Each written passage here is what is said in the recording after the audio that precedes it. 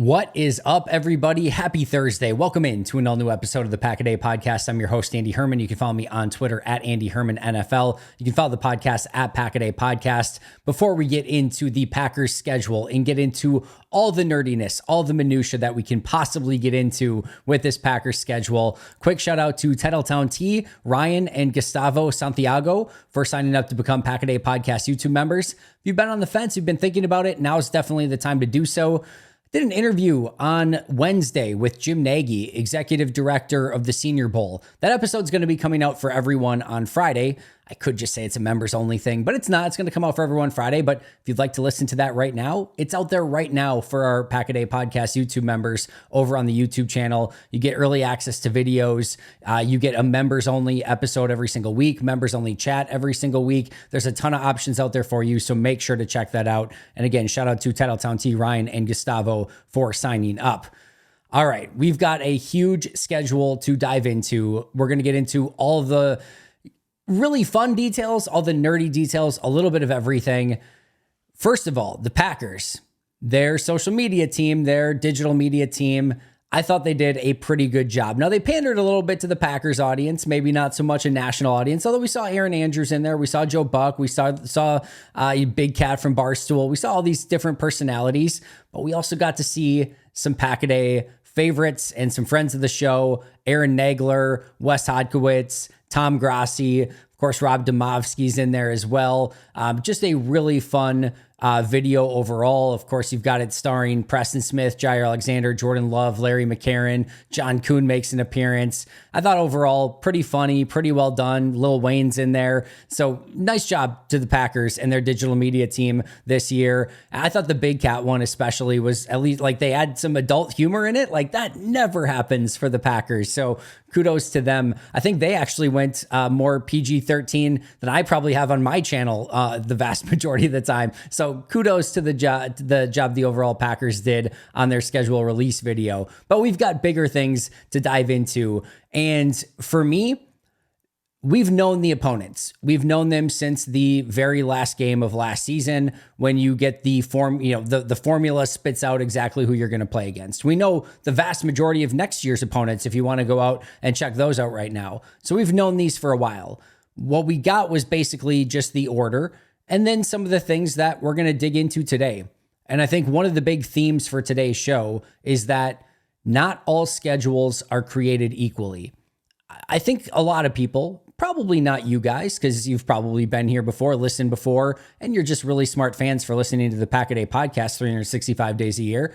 But I think a lot of people just think, yep, schedule 8 home games, 9 road games, or 9 home games, 8 road games. You're going to have a bye, and you're going to face 17 different teams. All right, let's look at it, and that's it. And there is so much more that goes into it, and there are legitimate advantages and disadvantages that are baked in to every single schedule. And not all schedules are created equal. And I am not talking about at all strength of schedule or your opponents. We'll talk about that a little bit today, just as sort of a interesting aside, but we have no idea how good any of these teams are ultimately going to be. You take the Kansas City Chiefs. They're a Patrick Mahomes injury away from going from the Super Bowl favorites to what? A bottom 10 team in the league in all likelihood, if he's out for the season. We just don't know what teams are going to be good. We don't know what injuries are going to take place. So we can have fun and have the hypotheticals of looking at these matchups, and it's fun to do. But we just don't know what these matchups are actually going to look like when they take place and what injuries are going to be out there. We know that all of these teams are going to go through a war of attrition through the entirety of the season. So I'm not looking at this from a who are their opponents standpoint and how is that harder or easier. I'm looking at it from rest advantages and disadvantages, huge travel disadvantages coming off of international games, Thursday night road games. Like these are things that have legitimate impact on a team. And again, not all of these schedules are created equally. All right, before we can get into all of that, we need to at least have a very quick look at the exact schedule itself. Now, per Tom Silverstein, I don't know if I saw this released anywhere else, so I'm going to just give credit to Tom on it. He released the 3 preseason games. You've got the Browns, Saturday, August 10th, 3:25 p.m. You've got at Broncos Sunday, August 18th at 7 p.m. And then you've got the Ravens at home for the only home preseason game, Saturday, August 24th at 12 p.m. All of those times are Lambeau time, Central time. So those are your 3 preseason games. I don't think there's much to glean here from the preseason overall. If you're hoping that there are going to be joint practices this season, well, it'll be before that Ravens home game. They're the only home game they have on the preseason schedule. So hopefully Green Bay and Baltimore can come to some agreement on working out some joint practices the week of. I know that those are always a little bit more spirited. A lot of people really like to attend those practices. There have been some issues with the joint practices with Green Bay and the intensity rising in some camp fights and things like that. So I don't know if you're cheering for them, cheering against them. No, Aaron Rodgers didn't like them much. I think a lot of the Packers do like them, but we'll have to wait and see if they actually do have some of those joint practices. They also could be doing joint practices in Denver with the Broncos or in Cleveland with the Browns, but we'll just have to, again, kind of wait and see if they do set any of those up. But if you're hoping that the Packers will host some in Green Bay, it would have to be the Ravens, again, before that August 24th preseason date, usually like the, Tuesday and Wednesday prior to that game, or Monday. I think it's Tuesday, Wednesday, maybe Monday, Tuesday, I forget, but one of those prior to that Saturday, August 24th game. All right, so those are the preseason games. Then we get to, of course, the regular season games. So you've got Philly in Brazil to start things off. We knew that for a while now. Colts at home. So do they get that, week 2 home game? Yes, they do. It's not a Monday night game or a Sunday night game or anything like that. They don't get any additional rest other than coming off the Friday game and then playing the following Sunday. But they face the Colts at home in week 2. Then they have a legitimate road game where they go to Tennessee to face the Titans, Minnesota at home, the Rams on the road, Cardinals back at home, Texans at home in a noon game. I cannot believe they put Texans, Packers, Stroud Love as a noon game. That is crazy to me. Jacksonville on the road, Detroit at home, then a week 10 bye week, Bears on the road in week 11, 49ers at home, Dolphins at home, Lions on the road, Seahawks on the road, Saints at home, Vikings on the road, and Cowboys at home to end the season. So that is the full Packers schedule in the order that they will play in. So what stands out? One of the first things is a week 10 bye week. That's about as good as it gets. Again, not all things are created equal. We have seen Green Bay with week 5, week 4 bye week in the past, and those are extremely disadvantageous. Even ones that happen week 13, 14 can be extremely disadvantageous because sometimes you need that rest prior to then. Just ask Green Bay coming off that London game and having a huge stretch of road games. It didn't work out too well for them. They could have used that bye earlier that season. It didn't happen until way later, until things had kind of spiraled out of control. That was when they, of course, went international in London. So getting that right in the middle of the season feels really, really good. And it comes sort of right before, I think, one of their toughest stretches of the season. So that bye week feels perfect. How about what else stands out? Road games. This is the first time where the Packers have the real true advantage of having the 9 home games. Because remember, the last time it happened, their home game was in London. That extra home game was in London. So they didn't actually get to experience that extra home game at Lambeau. So they have 9 legitimate home games at Lambeau. Only 8 road games. And of that, you have one of those games that's in Brazil, which I would be willing to bet you just about everything is at absolute worst, a neutral site game. And in all likelihood, a pro Packers crowd. So that is not your traditional road game. I will add one more to this. When they go to LA in week 5 to face the Rams, this is another one where there's going to be a very large Packers contingent in LA for that game. You watch the Rams games and the Chargers games in LA, it's not exactly a huge Rams and Chargers presence when they go up against teams that travel very well. My guess is that Jordan Love will be able to utilize his cadence. They're not going to have to go with a silent count, which makes things obviously a lot more difficult. So yeah, I think this is going to be another game where it doesn't really feel like a true road game. But let's even take at least that Rams game aside, right? Even with the Eagles game being a neutral site game at worst and the 9 home games that they get, that leaves you with only 7 true road games. And when you go through a 17 game season, 18 weeks, that feels like it is a huge advantage. And it is. And one of the things that immediately stands out about this schedule for Green Bay is, and one of the things I always look for is, do you have any 3-game road trips? Because Green Bay has done that in the past where they've gone on 3-game road trips where it's away game, away game, away game. And those are awful. Those are extremely brutal. And you quickly glance through, there's not only a 3-game road trip, there's only one 2-game road trip. And that happens from week 14 to week 15 when they face the Lions on the road and then the Seattle Seahawks on the road in week 15. That is their only back-to-back grouping of road games in the entire season. Here's the other thing that I want to talk about Green Bay's road games. Week 1 road game is in Brazil, which we talked about, is basically going to be that, in all likelihood, neutral or pro-Packers crowd. Week 3, they will go to Tennessee and actually have a true road game in week 3. All right, that one's fine. Not a ton of travel there, which is nice. Not a huge flight to Tennessee, but that's a true road game. Week 5 at LA, we talked about, probably going to be a large Packers contingent at that game. In week 8, they go to Jacksonville.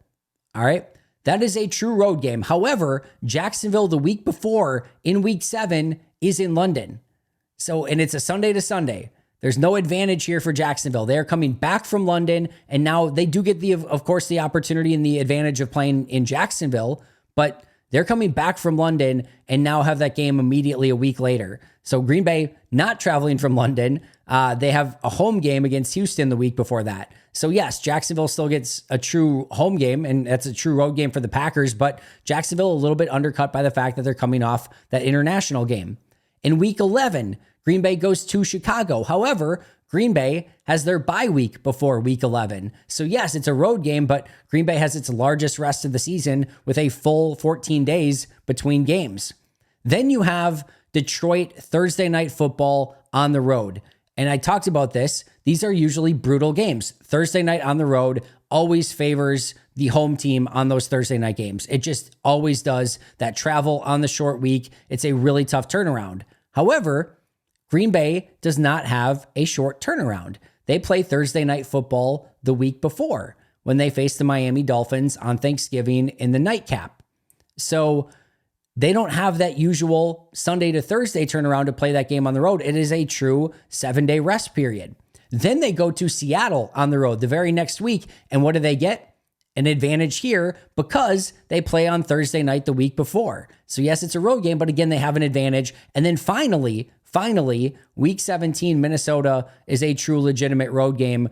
And in fact, Minnesota actually has an advantage in that game because the Packers play on Monday Night Football the week before that. But overall, the road games have almost baked in advantages for Green Bay in all of them except Tennessee, Detroit, and Minnesota. The rest actually have some things that favor Green Bay in those games, which is another incredible aspect of this schedule. So yes, they have the one back-to-back road game, but even within that, it's not your usual Thursday night game against Detroit, and it's not your normal week against Seattle because they have extended rest prior to that game. So from a road trip standpoint, this could not have worked out any better for Green Bay. And I'll add one more thing on top of this. One of the other things that I look for in the schedule is, are there any games where you go 2 back-to-back road games and it's East Coast to West Coast or West Coast to East Coast? Those are usually tough on teams as well.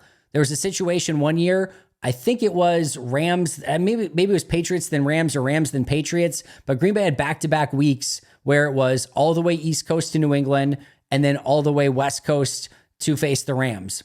And those are not ideal situations there either. Green Bay has none of that. Again, they're only back-to-back road games. They go to Detroit in the first one, easy flight, come right back home. So under an hour, and then have that extended rest from the Thursday night game. And then, yes, they have the long trip to Seattle, but again, they're not coming from an immediate East Coast game the week before that. And then after Seattle, they're back home in New Orleans. So they don't have any huge East Coast, West Coast swings or anything like that either. And we talked about, again, the Thursday night football road games. There is one, but it's non-traditional. It's a week of rest in between because of that Dolphins game the week before. These are all things I immediately look at the schedule, and all of these sort of favor Green Bay in a pretty significant way. The next, we talked about a couple of these already, but are rest advantages or disadvantages. And what this is if you play, after a bye week, like we talked about with that Bears game, you get a 7-day rest advantage if assuming the Bears play the Sunday the week before. And that's a 7-day rest advantage for Green Bay. They're going to be more well rested because they have 7 more days to do so. If you are playing on Monday Night Football like the Packers do against, or the week before they face the Vikings, they have a 1-day rest disadvantage because the Vikings play on Sunday Night Football the week before and the Packers play on Monday Night Football. So Minnesota gets a plus 1 day rest advantage against Green Bay. There are only 5 of these on the entire schedule. The Packers get a 2-day rest advantage against the Indianapolis Colts coming off the Brazil game. Now, how much of an advantage that is due to the travel coming back from Brazil, we can debate that a little bit. But from a pure scheduling standpoint, they get a 2-day rest advantage against Indianapolis. Again, they play Friday, Indianapolis plays Sunday, and then they both play the following Sunday. They get that 7-day rest advantage against Chicago coming off Green Bay's bye week. So a huge 7-day advantage there. And then against the Seahawks, like we mentioned, they get a 3-day rest advantage because they play on Thursday Night Football the week before, and Seattle does not. They play on Sunday the week before. So 3+ days there for Green Bay. As we talked about, the Vikings get the 1-day rest advantage against Green Bay in the penultimate game of the season because the Packers play on Monday Night Football and the Vikings play on Sunday. So -1 day there for the Packers. And then the very last game of the season, week 18 against the Chicago Bears in Green Bay, the Packers have a -3-day rest advantage, or I guess a 3-day rest disadvantage, if you want to call it that, against Chicago because the Bears play on Thursday Night Football in week 17, the week before they play the Packers in week 18. So +2 against Indy, +7 against Chicago, +3 against Seattle, -1 against Minnesota, -3 against Chicago in the final game for a total rest advantage disadvantage of +8 days on the entire schedule. But that may not sound like much. There are times where you get massive rest disadvantages, and you can have times where you face 2 or 3 teams coming off their bye week. Green Bay doesn't play a single team that's coming off their bye week. And you get some of those games too, where you face a team that has Thursday Night Football the week before and you're coming off a Sunday matchup. Green Bay only has one of those where it's the Chicago Bears in the very final week of the season and only one Monday Night Football disadvantage. So there's a lot of ways that can go against you. Like I said, not all schedules are created equally. Some of these have gone very much against the Packers in the past. This year they have a +8-day rest advantage, and that is a huge win for Green Bay as well. How about travel miles? There's another one I like to look at. Thankful for bookies.com. They're not paying me anything. They just put out the article that showed exactly what I was looking for. They posted that the Packers travel 22,209 miles this upcoming season. 22,209 miles. That is the 10th most in the NFL. The Chargers have the most with 26,803 miles traveled. The Commanders, incredibly, have the least with only 10,550 miles traveled this upcoming season. So Packers are 10th most. They are the most in the NFC North of any of the NFC North teams. They travel the most, and they have the 5th most travel miles of any team in the NFC. They're in that middle enough pack. I know they're in the top third, but it's not bad enough where this is anything super egregious or anything that I'm massively worried about. But it is at least noteworthy that they travel the 10th most miles, in a large part due to that trip to Brazil. They go all the way out to Seattle. So there's a couple of those, but overall not terrible for Green Bay.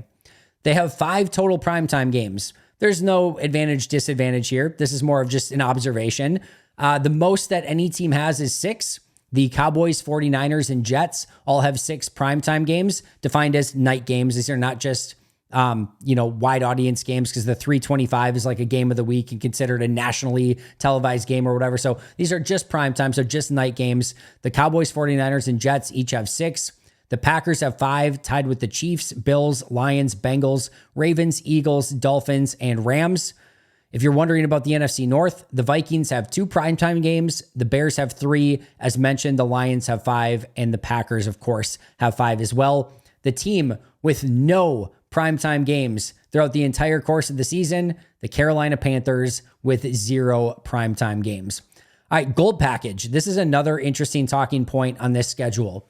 So normally, the gold package gets the 2nd and 7th game of the 2nd and 7th home game of the season. If you're not familiar, the green package is the Green Bay ticket holders. The gold package is the Milwaukee ticket holders.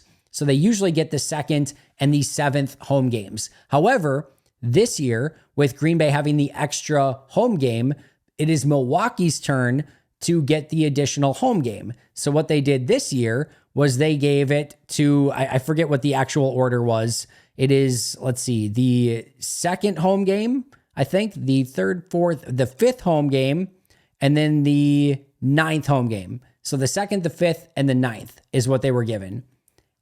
And it just so happens that the 2nd one is Minnesota, the 5th is Detroit, and the 9th is Chicago.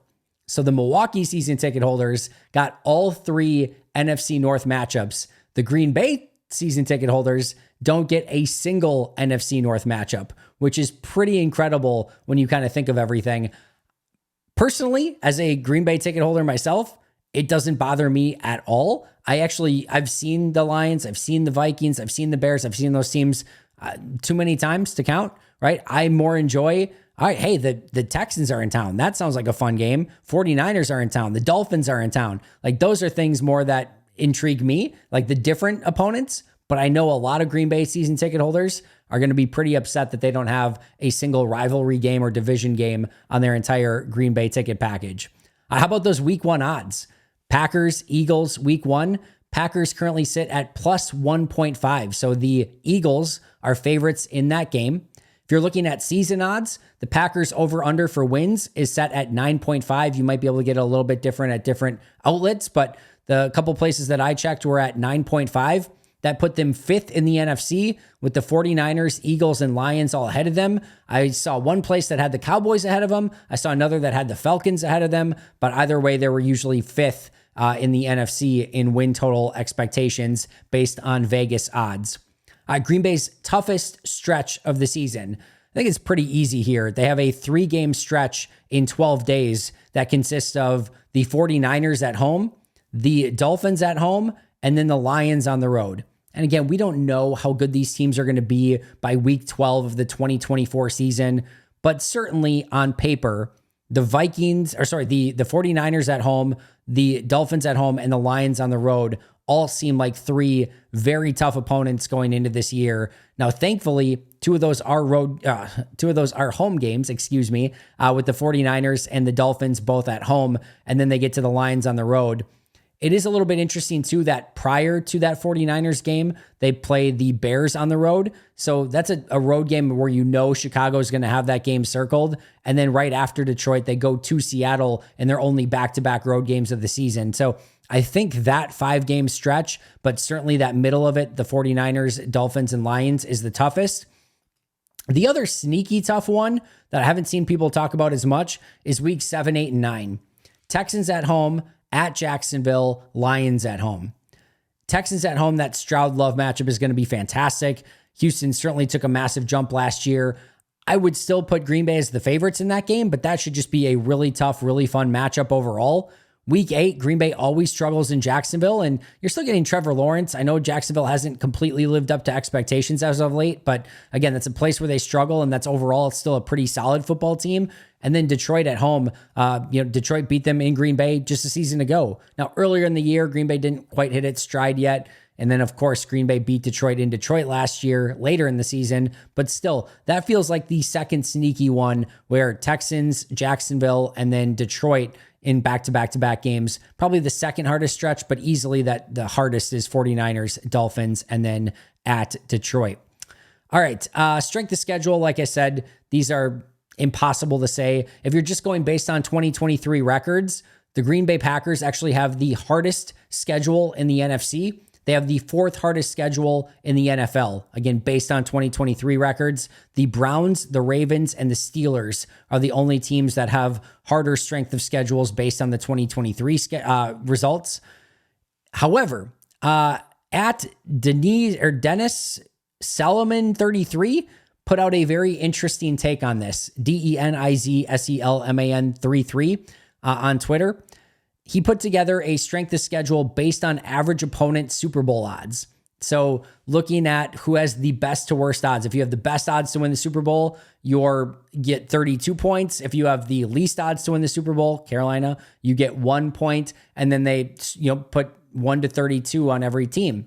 And whoever has the most amount of points, obviously has the hardest schedule, whoever has the least amount of points has the easiest schedule. In that sort of ranking system, Green Bay ended up with the 13th hardest schedule, which was 5th in the NFC and 2nd in the NFC North. So 13th overall hardest schedule based on Super Bowl odds. A different, kind of more unique way to look at it. How about cold weather games? Well, they get the Saints on December 23rd. That's a warm team coming, dome team coming to Green Bay on December 23rd. And then they get the Bears, which is unfortunately a cold weather team, but they get them at home on January 5th. Those are their only 2 December and January games at Lambeau until, of course, they play the divisional and NFC championship games in January. But as of right now, December 23rd, January 5th against Saints and Bears, the only December or January home games. The Cardinals on October 13th, the Houston Texans on October 20th, and the Miami Dolphins to a lesser extent on November 28th. Got a little bit lucky. Warm weather teams that do not have to come to Green Bay in December or January. Dolphins still have to come on November 28th, so it's going to be still pretty cold, you would think, but there's definitely a difference between late November and early January. Let's just put it that way in Green Bay. But the Cardinals and Texans definitely got a little bit lucky having early to mid-October games rather than, again, December or January. Another thing I want to look at here, those final 4 games of the season. Sometimes, not always, but sometimes you want to face some of the lesser competition on your schedule later in the season. For example, I think the Tennessee Titans, who the Packers face in week 3, have one of the lowest win total projections in the NFL this year, but they may not know that by week 3. What I mean is every team in the first 3-4 weeks is having hope spring eternal, and they think they can still win the Super Bowl, and they're fighting tooth and nail for everything and doing everything they can to win every single game and everything like that. And they don't know yet that they might be a 3-14 team or whatever. So they're fighting. So it makes it a little bit harder. They haven't necessarily, quote unquote, kind of given up at that point yet. The Packers' final 4 games are at Seattle, New Orleans, at Minnesota, Chicago. If you look at what the expected win totals are, the Seahawks are 23rd, the Saints are 24th, the Vikings are 25th, and the Bears are 19th. These are all teams that aren't exactly expected to be playoff teams, at least based on preseason win projections. And again, we have no idea how this is going to turn out. But there is a chance that when you get to those final 4 games, Green Bay might get some opportunities to play teams that are eliminated from the playoffs and maybe, just maybe not quite trying quite as hard as maybe they would be earlier in the season. Now, sometimes you get nothing to lose, and sometimes those games can be scary too, but a lot of times it's a little bit different. And hopefully, if Green Bay does need to win 3 or 4 of those last games to make a playoff run, they might be able to do so set up against the Seahawks, Saints, Vikings, and Bears. All right, personally, my favorite matchups going into the season, Packers-Texans week 7. I still can't believe that is a noon game, but that is number 1 on my watch list. Number 2, Packers at Bears week 11. Rivalry game, first Packers-Bears game of the season, and our first look at Caleb Williams versus Jordan Love. I'm really excited about that one. Number 3, Packers-Dolphins week 13. Thanksgiving night, primetime game. Should be a phenomenal atmosphere at Lambeau Field. Really good Dolphins team. Really good Packers team. At least they both should be. I'm excited for that one. Packers Colts in week 2. That might be one that's a little bit less for some people. That's the home opener, which is always the best game of the season. I love going to that game. And then also Colts, Anthony Richardson. I'm really excited to see what he's going to be in year 2. I think he's going to bring something a little bit more interesting to the table. I'm just excited to see what he is and what that Colts team is even earlier in the season. So that's number 4 on my list. And then, of course, Packers 49ers, week 12. That's going to be a epic game as well. The cool thing is 4 of those are home games: Texans, Dolphins, Colts, and 49ers. The Bears, the only road game. Of course, Green Bay plays the Bears in week 18 as well, which has the potential to be epic depending on what is up for grabs and what's at stake in that game. Remember, despite all those primetime games that we talked about, that flex scheduling starts in week 5. So there is the possibility that maybe Texans-Packers could get flexed to a night game, or maybe one of their night games could get flexed earlier. So just remember that starting in week 5. Also, week 18 against the Bears is not set for a specific date. It's either going to be Saturday or Sunday. So it's going to be one of those days, but we won't find that out until later in the season. Overall, I think this is a massively favorable schedule for Green Bay. As we talked about, not all these schedules are created equally. I've said it multiple times, but they have no big east to west coast trips or west to east coast trips. They get the extra home game. They get a neutral site road game. They only have 1 2-game road trip, 0 3-game road trips. They get multiple rest advantages and are +8 in rest advantage for the entire season. And they get the middle of the season bye week. It's just like every single thing that you could possibly want in a schedule, Green Bay kind of got. Now, what that means for their overall record, well, time will tell, but you would still much prefer a positive schedule that gives you advantages rather than one that gives you disadvantages. We'd all just love for everything to be equal and everyone gets the same advantages. It's not made that way. They can't do it. It's an impossibility. So I'm excited. I think Green Bay got a really good luck of the draw or whatever you want to call it for their schedule this year. And hopefully it should set Green Bay up for success. My official prediction, because we have to do it, it's like mandatory to give a prediction after the schedule release. I'll say 11-6 Packers. I think they will go through a little bit of learning curve and, just kind of how they fight through some expectations and stuff. I think they'll maybe go through a tougher stretch in the middle of the season, but I think they end up 11-6, really good spot and every opportunity to win the division and go do whatever damage that they can possibly do in the playoffs.